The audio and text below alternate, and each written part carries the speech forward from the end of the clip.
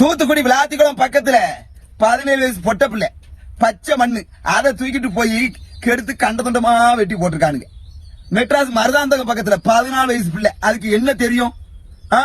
அதை தூக்கிட்டு போய் கெடுத்து தூக்கி போட்டிருக்கானுங்க. குடியார நாய். இதெல்லாம் ஒன்ன பெத்தவளும் பொம்பளைதான், உன் கூட பிறந்தவளும் பொம்பளைதான். அங்க என்ன இருக்கோ அதுதான் உன் கூட பிறந்த ஒட்டியும் உன்ன பெத்த கொட்டியும் இருக்கு.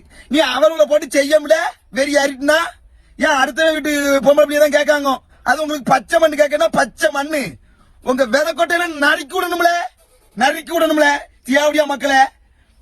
அந்த குடும்பம் எப்படி கதறுது? அந்த பொட்ட பிள்ளைல பெத்த தாய் தோப்பன என்னென்ன வேலைப்படுவான் உங்களுக்கு? அப்படி வெறி தூக்கி போட்டு அடிக்கிறேன். இவங்க எல்லாம் பிடிச்சி மக்கள்கிட்ட கொடுத்துருங்க. மக்கள் தண்டனை நல்லா கொடுப்பாங்க. இத பார்த்து அடுத்தவனுக்கு இந்த மாதிரி பண்ணணுங்கிறது யோசிப்பான். பொட்ட பிள்ளைய பெத்த தாயும் தோப்பனும் பொட்ட பிள்ளைல பத்திரமா பாத்துக்கிடுங்க. ஊருக்குள்ள நிறைய வெறி பிடிச்ச நாய் தான் சுத்திக்கிட்டு வருது. இந்த நாய்க்கு நம்ம பிள்ளைகளை பழி கொடுத்துறாதீங்க. ஆமா சொல்லிவிட்டேன். பொட்ட பிள்ளைய பள்ளியிடம் போனாலும் சரி, காலேஜ் போனாலும் சரி, பாதுகாப்பா போயிட்டு பாதுகாப்பா கூட்டு வாங்க. நீங்களே போய் கூட்டு வாங்க. இந்த வெறி பிடிச்ச நாய்கிட்ட விட்டுறாதீங்க, பிள்ளைகளை போய் இழந்துறாதீங்க. ஆமா, இந்த நாய்களுடன் தண்டனை மறக்க முடியாத அளவுக்கு இருக்கணும். அடுத்தவன் இந்த மாதிரி பண்ணதுக்கு யோசிக்கணும். அந்த மாதிரி தண்டனை கொடுத்தா தான் இந்த நாடு வழங்கும்.